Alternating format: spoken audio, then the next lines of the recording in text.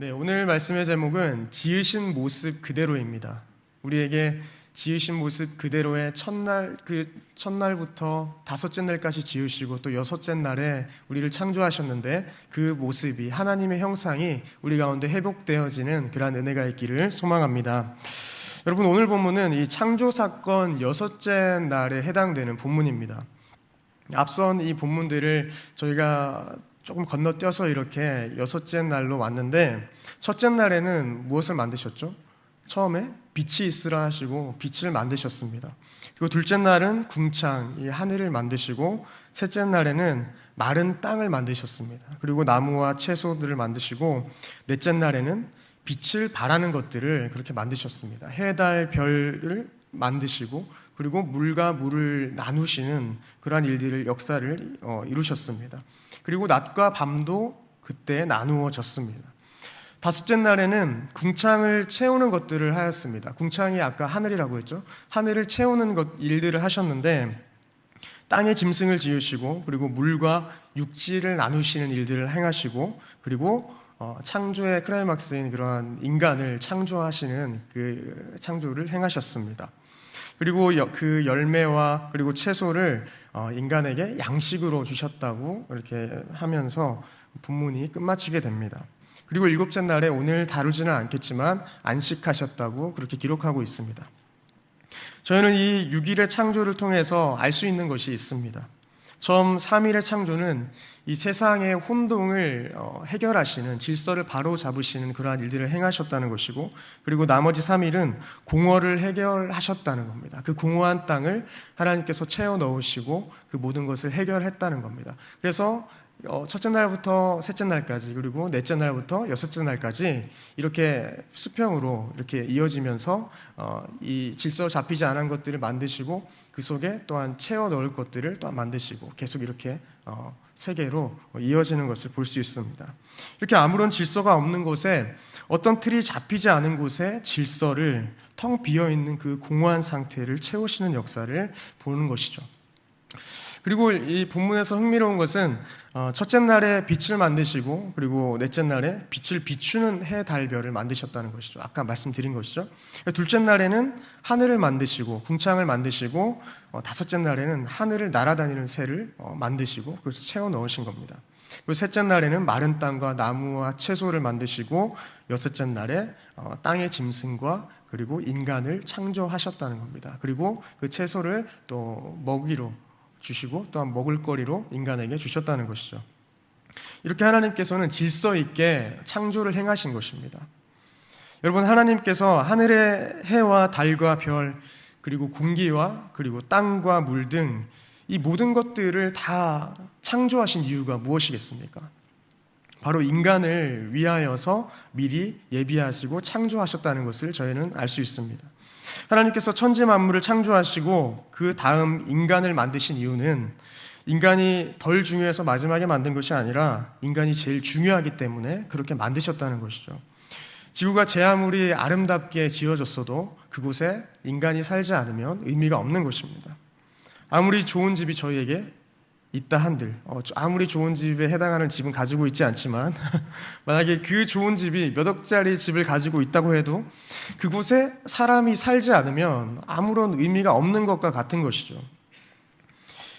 인간이 이 창조의 완성인 것입니다. 그래서 하나님은 우리를 위해 이 지구를 만드셨다는 것을 저는 기억해야 합니다. 그리고 인간을 만드신 이유도 저번에 말씀드렸다시피 저희와 교제하시기 위함이고 저희를 축복하기 위하심이라는 것을 저희는 또 기억해야 합니다. 하나님께서 무언가가 부족해서 외로워서 인간을 만드신 것이 당연히 아닙니다.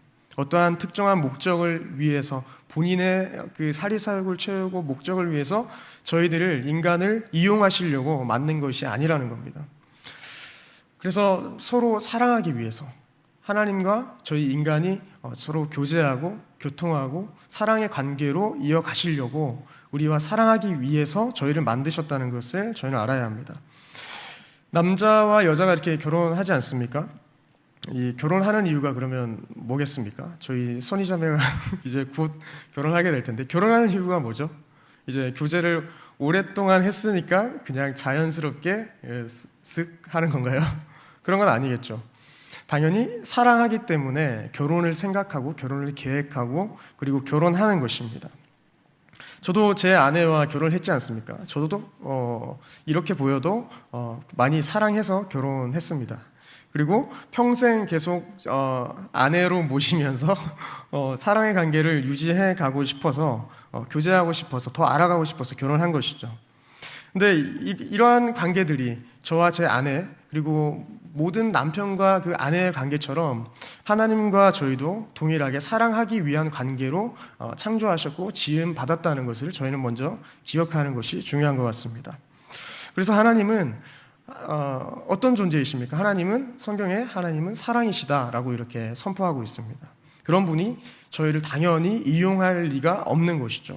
저희와 사랑의 관계, 이것을 기억하면서 우리가 하나님 앞에 더욱더 친밀한 관계로 나아가는 저와 여러분들이 되었으면 좋겠습니다. 오늘 본문을 보니까 하나님은 여섯째 날에 가축과 기는 것과 그리고 땅의 짐승을 종류대로 만드셨다고 그렇게 기록하고 있습니다. 24절에 보면 하나님이 이르시되 땅은 생물을 그 종류대로 내되 가축과 기는 것과 땅의 짐승을 종류대로 내라 하시니 그대로 되니라. 네. 아마도 여기서 이야기하는 이 가축은 소나 말이나 덩치가 큰 동물을 가리킬 것입니다.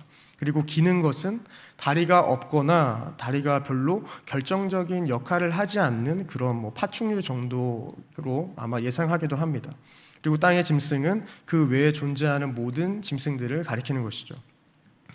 이렇게 많은 짐승들과 가축들을 만드시는데 이 짐승들을 만들 때는 어떻게 만드셨죠? 그 종류대로 만들었다고 하였습니다.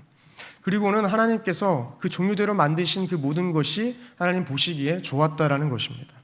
25절을 보면 하나님이 땅의 짐승을 그 종류대로 가축을 그 종류대로 땅에 기는 모든 것을 그 종류대로 만드시니 하나님이 보시기에 좋았더라라고 기록합니다. 그런 다음에 하나님께서 인간을, 우리 사람을 만드시죠. 본문에서 사람과 짐승은 근데 철저하게 구별되고 있고 구분되고 있다는 것을 저희는 알 수 있습니다.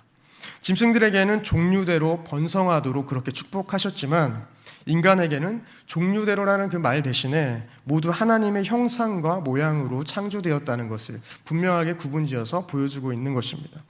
같은 피조물이라도 존재 자체가 완전히 다르다는 것입니다. 그래서 하나님은 인간이 살아갈 수 있는 모든 것을 다 준비하시고 맨 마지막으로 인간을 만드신 것이죠. 그리고 하나님은 이전에 다른 것을 만들 때와는 전혀 다르게 인간을 만드신 것이죠. 26절에 보면 하나님이 이르시되 우리의 형상을 따라 우리의 모양대로 우리가 사람을 만들고 그들로 바다의 물고기와 하늘의 새와 가축과 온 땅과 땅에 기는 모든 것을 다스리게 하자 하시고 이렇게 기록합니다. 여기서 우리는 여러분 많이 들어보셨겠지만 전통적으로는 삼위일체 하나님을 가리키는 것이죠. 그래서 성부 하나님, 성자 예수님, 성령 하나님 이렇게 삼위 하나님을 이야기하는 것이 전통적인 견해입니다. 물론 4가지에서 6가지로 나눠서 다르게 설명하는 분들도 있지만 삼위일체를 저희를 얘기해도 크게 무리가 없을 거라 생각됩니다. 그래서 우리의 형상을 따라 우리의 모양대로 우리가 사람을 만들고 창조사역 도중에 우리라는 용어를 사용하는 경우가 이 오늘 본문 이 경우밖에 없다는 것입니다. 어떤 분들은 이 삼위일체 하나님께서 우리라고 하면서 그분들 이 세 분이 의논하였다고 분열 없이 잘 의논하여서 만들었다고 표현하는 분도 있습니다. 이렇게 하나님은 형상대로 지음받은 인간 안에 이렇게 우리의 신의 성품을 하나님의 그 거룩하신 속성, 사랑의 속성, 그리고 의로운 그 속성 이것을 우리에게 부어주신 겁니다. 근데 그러한 속성들이 뭐라고 얘기하냐면 공유된다고 해서 하나님같이 완전한 속성에 이르지는 못하지만 공유되는 부분이 있어서 공유적 속성이라고 이야기하기도 합니다. 그래서 하나님은 저희가 인격적으로 이렇게 교제할 수 있는 그러한 사랑을 주시고 의로움을 주시고 그러한 여러 가지 공유되는 속성들을 허락하셔서 하나님과 교제할 수 있도록 만들어 주신 것이죠. 그래서 하나님의 성품이 우리 속에 완벽하지 않지만 존재한다는 것을 기억해야 하는 것입니다. 근데 하나님의 형상에 대해서 저희가 생각할 때는 뭐 하나님의 성별이 무엇이고 막 이런 질문들 많이 하지 않습니까? 그리고 하나님께서 어떻게 생기셨는지 이렇게 유추해보고 고민하는 사람들도 많이 보았습니다. 그런데 성경은 명확하게 하나님은 영이시니까 당연히 그것을 알 수 없다고 이야기하고 있습니다. 그래서 하나님의 생김새를 저희가 전혀 생각할 수가 없는 것이죠. 그래서 이 원래 형상이라는 이 젤렘이라는 이 단어는 원래 우상으로 번역이 되거든요. 이 형상, 아까 전에 형상이라고 얘기했을 때.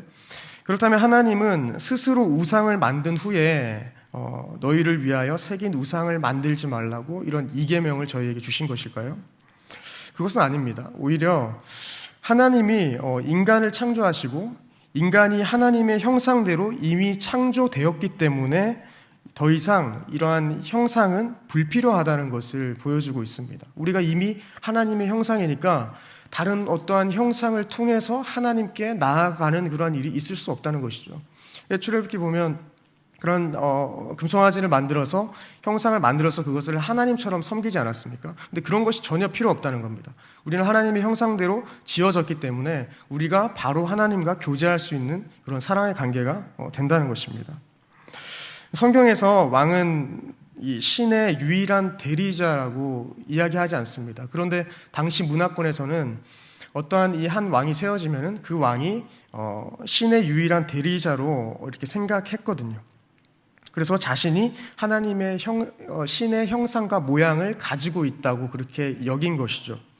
그렇지만 성경은 왕은 더 이상의 유일한 그러한 신의 형상을 가진 자가 아니라는 것을 성경 분명하게 기록하고 있습니다.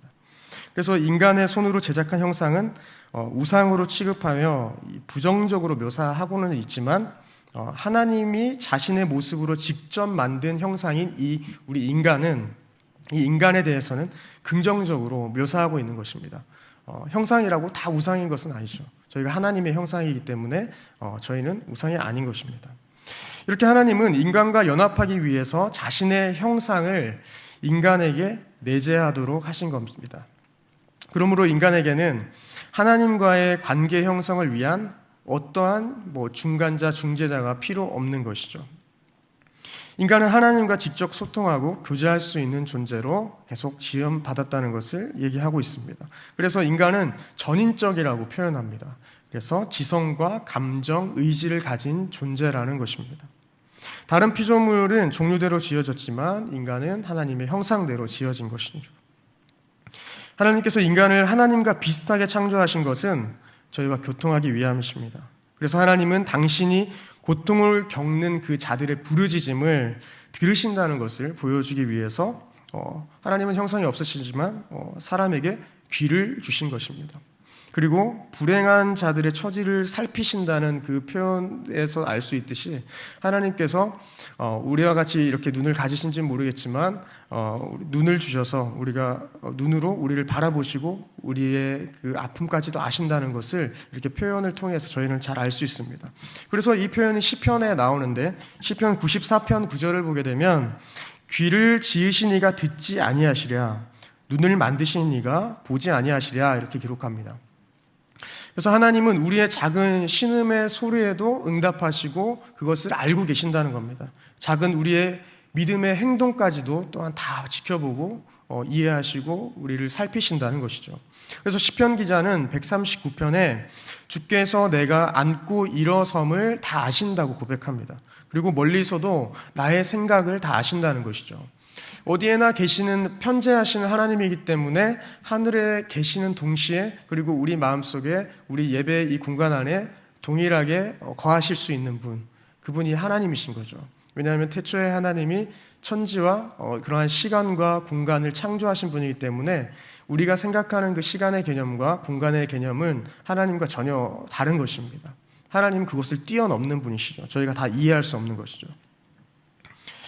그리고 하나님은 영이시기 때문에 우리와 같이 아까 전에 얘기했지만 눈과 귀를 가지고 있지는 않으십니다. 그러나 하나님은 우리의 생각과 아픈 마음을 다 위로하시고 이미 알고 계신다는 것입니다. 우리의 생각까지도 시편 기자의 고백처럼 다 알고 있고 그래서 하나님께서 우리를 도우시고 함께 하여서 우리의 삶의 문제를 모두 해결하기를 원하시는 것입니다. 이렇게 우리와 가까이 하고 계신 분이 바로 하나님이라는 것을 저희는 말씀을 통해서 알 수 있습니다. 저 하늘 위에만 계신 분이 아니라 지금 나와 함께 하시는 분이 하나님이라는 거죠. 귀와 눈을 통해서 우리에게 보여주신 것, 모든 것을 다 우리의 모든 것을 다 보고 계시고 우리의 모든 삶의 아픔들을 다 듣고 계신다는 것입니다. 이렇게 하나님은 천지를 창조하신 분이십니다. 시간과 공간을 만드신 창조자 분이시죠. 그분이 바로 하나님이시고 그렇기 때문에 저희가 하나님께 나아가서 기도하고 그리고 말씀 보면서 우리가 신앙생활을 할 수 있는 겁니다. 그분을 주인으로 모실 수 있는 겁니다. 근데 아까도 말씀드렸지만 저희는 영이신 하나님의 형상을 알 수 없기 때문에 그분을 닮기 위해서 그러면 어떻게 해야겠습니까? 영이신데 그분을 어떻게 닮아갈까요? 그래서 저희는 예수 그리스도를 통해서 하나님을 닮아갈 수 있습니다. 요한복음 14장 9절을 보면 예수께서 이르시되 빌립아 내가 이렇게 오래 너희와 함께 있으되 내가 나를 알지 못하느냐 나를 본 자는 아버지를 보았거늘 어찌하여 아버지를 보이라 하느냐. 네. 예수 그리스도를 본 자는, 예수 그리스도를 경험한 자는 하나님을 본 것이고 하나님을 경험한 것이라는 것입니다. 자, 이렇게 우리가 예수 그리스도 안에 있으면 우리는 하나님을 볼 수 있는 것입니다. 그 형상, 하나님의 형상이 예수 그리스도를 닮으면 그 형상이 회복되는 것입니다. 예수 그리스도의 형상을 닮을 때 그렇다는 것입니다. 마태복음 11장 29절에 보면 나는 마음이 온유하고 겸손하니라고 합니다. 제 아들이 이름이 온유입니다. 온유. 그래서 온유와 겸손, 예수님의 그 성품에 따라서 사실 온유라는 이름을 지었습니다. 근데 이 온유는 지금 오늘 말씀에 그렇게 중요한 건 아닐 수 있지만 온유와 겸손의 그 공통점이라고 할까요? 그런 공통점을 생각해 보면은 힘이 있지만 엄청난 파워가 있지만 그것을 잘 다스리는 것을 이야기하지 않습니까? 그래서 그냥 단순히 착한 그런 사람이 아니라 그 자신에게 힘이 있고 능력이 있지만 그것을 다스리고 절제할 수 있는 사람이 온유와 겸손을 가진 사람인 것을 알 수 있습니다. 근데 이것이 성경에서 예수님의 성품을 다룰 때 가장 많이 이야기하는 것이죠. 그래서 예수님을 닮기 위해서 저희는 그의 속성인 온유와 겸손이 저희들 마음 가운데 모두 있어야 한다는 것을 기억해야 하는 것이죠. 그리고 이 뒤에 부분을 보면은 나의 멍에를 메고 내게 배우라 그리하면 너희 마음이 쉼을 얻으리라고 고백합니다. 우리가 온유하고 겸손하여 예수님의 삶을 저희가 배울 때에 마음에 쉼이 있다는 것입니다. 물론 이는 율법적으로 온유해라 겸손해라라고 말씀드리는 것이 아니라 예수 그리스도를 우리에게 보내주셔서 우리에게 새 생명을 주시고 그리고 하나님의 형상과 모양을 회복시켜 주신 것을 그 사실을 의지하라는 것입니다. 그 십자가 사랑을 의지하라는 것이죠. 그리고 말씀과 성령 안에서 저희가 끊임없이 저희를 돌아보고 드러난 나의 죄를 또한 회개하고 하나님을 닮은 거룩한 존재로 성숙해 가야 한다는 것입니다. 근데 저희가 왜 그렇게 해야 합니까? 왜 그렇게 성숙되어져야 합니까? 자녀는 부모를 닮을 수밖에 없지 않습니까? 그래서 우리가 하나님의 자녀로 다시 태어난 존재들이지 않습니까? 저희가 거듭난 존재들로 저희가 모두 이 자리에서 예배드리고 있지 않습니까? 이렇게 우리가 다시 태어났다면 하나님을 예수 그리스도를 저희가 닮을 수밖에 없다는 것입니다. 우리가 그분의 자녀이기 때문에 그 아버지를 닮을 수밖에 없다는 것이죠. 제 아들도 저를 쏙 빼닮았습니다. 궁금하신 분은 제 카톡 프로필 사진을 보시면 은택이가 한 명 더 있는 것을 발견하게 되겠습니다. 네. 그래서 이렇게 저희들도 나를 보면 우리에게 하나님의 형상이 보여야 한다는 겁니다. 우리를 보고 예수님의 모습이 떠올라야 한다는 것이죠. 너무나 저희가 많이 들었던 그런 말인데 이것들을 우리의 삶 가운데 이것들을 녹여내야 하는 것이죠. 그런데 우리 안에 혹 미움과 다툼 그리고 시기와 질투, 증오와 멸시와 같은 그런 감정들이 우리를 사로잡지 않도록 저희는 예수 그리스도 앞으로 날마다 나와야 하는 것입니다. 악한 생각과 마음은 하나님의 형상으로 지음받은 하나님의 자녀의 모습이 아닙니다. 우리의 얼굴을 보면 예수님의 얼굴이 떠올라야 하는 것이죠. 물론 저도 저를 보면 예수님의 모습이 안 떠오르잖아요. 저도 그걸 잘 알고 있거든요. 근데 여러분들 스스로를 봐도 아마 자신 있게 그렇게 얘기할 수 있는 분들이 아마 많이 없을 거라 생각합니다. 하지만 우리 삶 가운데 주님 안에 항상 거하려는 거룩한 몸부림이 있어야 하는 것입니다. 하나님의 성품을, 그 모습을 닮아가려고 저희가 끊임없이 하나님 앞에 나와야 하는 것이죠.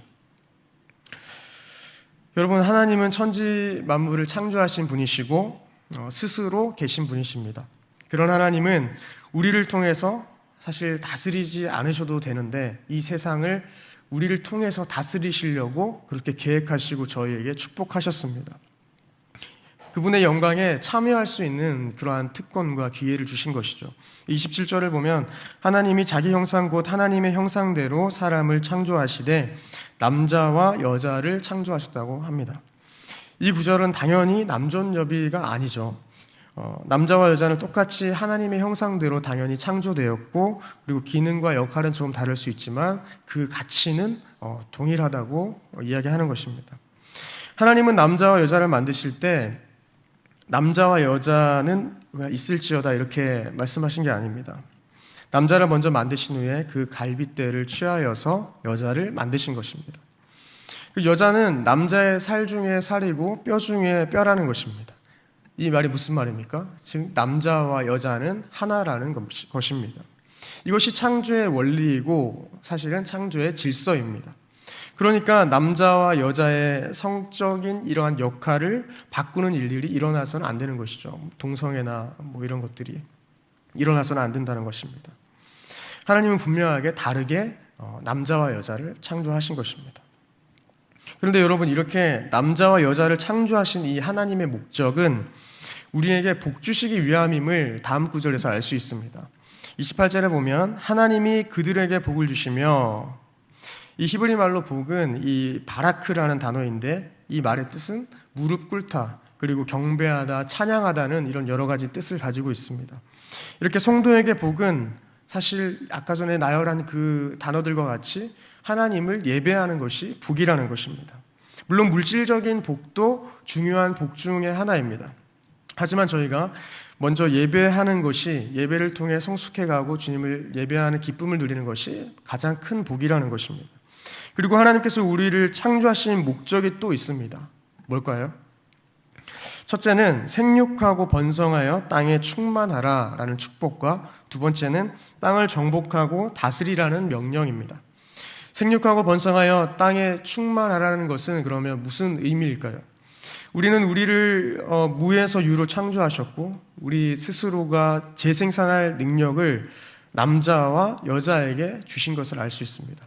하나님은 이렇게 처음에는 우리를 창조하셨는데 이후에는 저희 남자와 여자를 통하여서 재생산할 수 있는 그러한 능력을 저희에게 주신 것이죠. 그래서 제 아들 온유도 재생산되어 태어났습니다. 그래서 이렇게 하나님께서 저희에게 주신 것으로 말씀과 같이 저희는 생육하고 번성하여 땅에 충만하는 것이죠. 근데 두 번째 말씀은, 명령은 이 땅을 정복하고 다스리라는 말인데, 근데 이 말이 조금 오해할 수 있는 게 정복하다는 말이 그렇게 긍정적으로 다가오지 않기 때문입니다. 이 정복하다는 말은 매우 강력한 의미로 사용되지 않습니까? 그래서 사람들을 복종시키거나 노예 삼거나 고용하거나 그리고 물리적인 폭행이나 치사를 뜻하기도 합니다. 또한 군사적으로 온 도시를 정복하면서 무릎 꿇게 하는 일을 뜻하기도 하는 것이죠. 하지만 이것은 이 성경의 말씀은 부정적인 정복의 개념이 아니라 생명의 이런 확대를 이야기하고 있는 것입니다. 그래서 억압하면서 다스리고 정복하는 그 정복이 아니라 후손들을 통한 그러한 정복을 이야기하는 것입니다. 그러니까 예수님의 이 세상을 어떻게 정복하셨는지에 대해서 저희가 살펴보면 그 정복의 의미를 더 잘 알 수 있는 것이죠. 예수님은 어떠셨습니까? 섬김을 받으려 하지 않으시고 도리어 섬기려 하고 자기를 다른 사람보다 낮게 여기는 그러한 삶을 사셨습니다. 이것은 우리가 세상을 정복해야 하는 방법인 것입니다. 하나님이 혼돈과 공허와 흑암을 해결하신 것과 같이 우리도 세상에서 예수 그리스도의 복음의 생명이 왕성하도록 번성하도록 힘써야 하는 것입니다. 세상의 어둠이 거두어지고 생명이 풍성해지는 것, 이것이 진정한 그리스도인의 다스림이라는 것입니다. 세상에서 하나님의 미랄로 죽어지는 것, 이것도 진정한 다스림이 될 수 있겠습니다. 진정으로 다스리는 방법은 세상에서 죽어지고 내가 십자가 앞에 죽는 것입니다. 또 한 가지 세상을 다스리는 이러한 모습을 살펴볼 수가 있는데, 그것은 세상으로부터 저희가 지배를 받지 않는 것입니다. 물론 이것은 소극적인 방법이 될 수 있지만, 저희가 다른 온유하고 좋은 모습으로, 예수님 닮은 모습으로 저희가 땅을 정복하고 다스릴 수 있지만, 저희가 세상에 영향받지 않는 것, 이것도 저희가 다스리는 방법 중에 하나가 될 수 있다는 것입니다. 예수님께서 사실 그렇게 사셨습니다. 성난 물결과 바람도 예수님은 굴복시키지 못했고, 가난도 질병도 예수님 앞에 아무것도 아니었습니다. 그리고 심지어 죽음의 공포까지도 예수님을 이길 수 없었다는 것입니다. 이것이 진정한 다스림입니다. 우리가 세상에 영향받지 않고 세상의 낮은 자의 모습으로 저희가 살아가는 것이죠. 어떠한 환경에도, 세상의 어떠한 그러한 가치관에도 굴복하지 않는 것, 이것이 바로 우리가 세상을 다스리는 하나의 방법이라는 것입니다. 31절에 보면 하나님이 지으신 그 모든 것을 보시기에 심히 좋았더라 이렇게 기록합니다. 네, 다른 곳에서는 다 그냥 좋았더라 하다가 이 인간을 창조하신 후에는 심히 좋았다고 말씀하시는 그 하나님의 사랑하심을 볼 수 있습니다. 그래서 이렇게 저와 여러분들이 인간이 하나님과 교제하는 그 복된 존재로 만들어졌다는 것을 기억하시고, 또 기도와 말씀 찬양으로 저희가 하나님 앞에 나와서 주님과 더 사랑의 교제를 나누는 저와 여러분들이 되었으면 좋겠습니다. 말씀을 정리하겠습니다. 제가 저번에도 한번 말씀드린 것 같은데, 전 시골 집에서 살았거든요. 저희 동네가 통영시라는 자체가 원래 약간 시골 느낌이 나는데, 그곳에서도 더 들어가야 한 30분, 40분을 들어가야 저희 집이 있었습니다. 네. 근데 그곳에서 이제 읍내라고 해야 되나요? 시내로 이렇게 나가게 되면 어른들이 저한테 이렇게 물어보거든요. 저희 아버지가 장동식 성함이신데, 장동식 장로 아들 아니냐고 이렇게 막 물어보거든요. 그럼 제가 맞다고 하면서 멋쩍게 그냥 안녕하세요 일단 인사는 하죠. 그리고 그렇게 합니다. 근데 그분들이 왜 저한테 그렇게 물어봤겠습니까? 제 모습을 보니까 장동식 장로님이 생각이 난 거죠. 제 아버지 얼굴이 있으니까 너가 장동식 장로 아니냐, 아들 아니냐 이렇게 물어보시는 겁니다. 근데 이와 같이 저의 삶도 우리의 모습을 보고 그리스도인이신가요? 교회 다니시는 분이세요? 왜 이렇게 뭔가 좀 달라 보여서요? 이런 말을 저희가 들을 수 있는 존재가 되어야 된다는 겁니다. 사실 저도 한 번도 그런 얘기를 들어본 적은 없습니다. 그렇지만 저희가 우리의 모습, 표정 하나까지 행동하는 하나하나 그 모습을 통해서 다른 사람들이 뭔가 다르구나, 예수 그리스도의 모습이, 하나님의 형상이 이 사람에게 있구나, 뭔가 더 온유하고 뭔가 절제되고 다른 사람을 더 낮게 여기는 그런 모습이 풍성하구나라는 것을 저희를 통해서 깨달아지는 그런 은혜가 있기를 소망합니다. 그래서 저희 모두에게 하나님의 형상이 회복되어서 하나님께 영광 돌리는 삶을 살아가는 저와 여러분들이 되었으면 좋겠습니다.